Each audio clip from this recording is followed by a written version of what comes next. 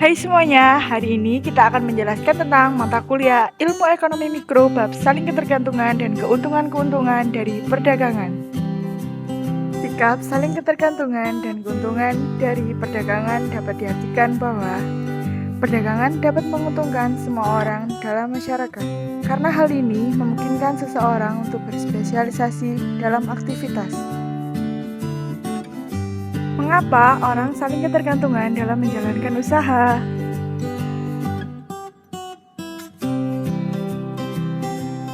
Karena dalam sebuah usaha mereka tidak mampu memenuhi kebutuhan usahanya sendiri tanpa bantuan atau sumber daya dari pelaku usaha lainnya.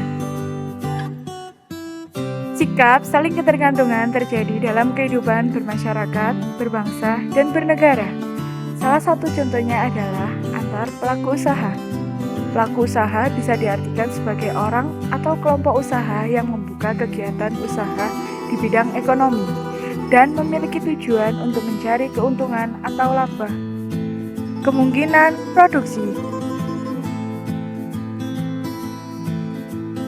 Berikut adalah rantai pelaku usaha petani kapas dan pedagang baju. Dari petani kapas menuju ke industri benang, kemudian menuju ke penjual benang jahit, setelah itu diolah pedagang baju, dan terakhir dipasarkan ke masyarakat. Berdasarkan gambar di atas, terlihat bahwa adanya hubungan saling ketergantungan antar pelaku usaha. Petani kapas di Indonesia menghasilkan kapas yang kemudian dibeli oleh industri benang yang ada di Indonesia. Oleh industri tersebut, kapas diolah menjadi benang. Setelah itu, benang dibeli oleh penjual benang jahit untuk dijual ke masyarakat Indonesia, salah satunya pedagang baju. Lalu, pedagang baju tersebut membuat atau memproduksi baju untuk dijual, dan kemudian dibeli oleh masyarakat Indonesia. Spesialisasi perdagangan. Jika setiap orang melakukan spesialisasi dalam memproduksi suatu jenis barang, maka total produksi dari perekonomian yang bersangkutan secara keseluruhan akan mengalami kenaikan sehingga memperbesar kue ekonomi, yang artinya kesejahteraan meningkat.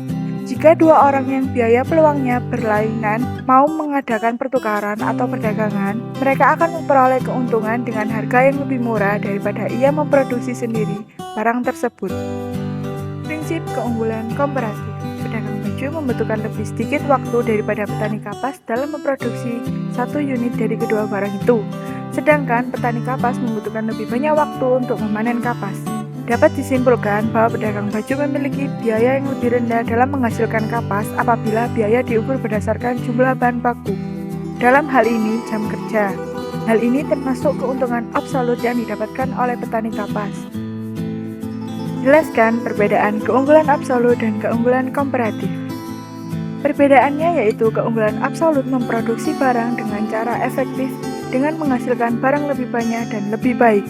Sedangkan keunggulan komparatif dalam pedagang menghasilkan kualitas barang lebih baik dengan biaya yang lebih rendah atau sedikit. Berikan sebuah contoh di mana seseorang memiliki keunggulan absolut dalam melakukan sesuatu, tetapi yang lain memiliki keunggulan komparatif.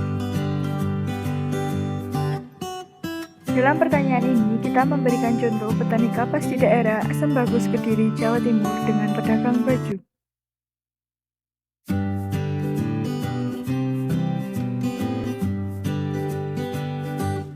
Petani kapas memiliki keunggulan absolut karena petani kapas mampu menghasilkan barang dengan jumlah bahan baku lebih sedikit. Sedangkan pedagang baju memiliki keunggulan komparatif karena pedagang baju memiliki biaya kesempatan lebih kecil dalam menghasilkan barang. Manakah yang lebih penting untuk perdagangan, keunggulan absolut atau keunggulan komparatif? Yang lebih penting adalah keunggulan absolut, karena dengan keunggulan ini orang mampu menghasilkan barang dengan jumlah bahan baku lebih sedikit. Bayangkan petani kapas dan industri benang dari contoh bab ini. Jelaskan mengapa biaya kesempatan petani kapas dalam memproduksi 32 kilo kapas adalah 1 kilo kain dengan panjang 6 meter. Jelaskan mengapa biaya kesempatan petani kapas dalam memproduksi 32 kilo kapas adalah setengah kilo kain dengan panjang 3 meter. Petani memiliki biaya kesempatan lebih kecil dalam memproduksi kapas dibandingkan dengan penjahit.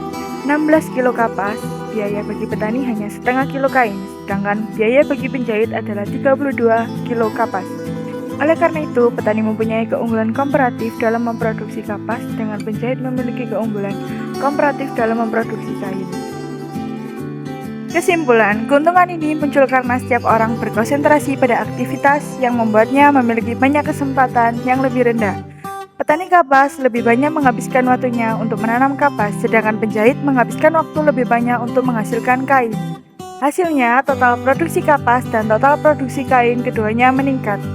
Dalam contoh produksi kapas naik dari 32 kilo menjadi 64 kilo kapas, sedangkan produksi kain naik dari 1 kilo dengan panjang 6 meter menjadi 2 kilo dengan panjang 13 meter. Petani dan penjahit berbagi keuntungan dari keuntungan produksi ini. Pesan penting dari cerita tentang petani dan penjahit menjadi jelas sekarang.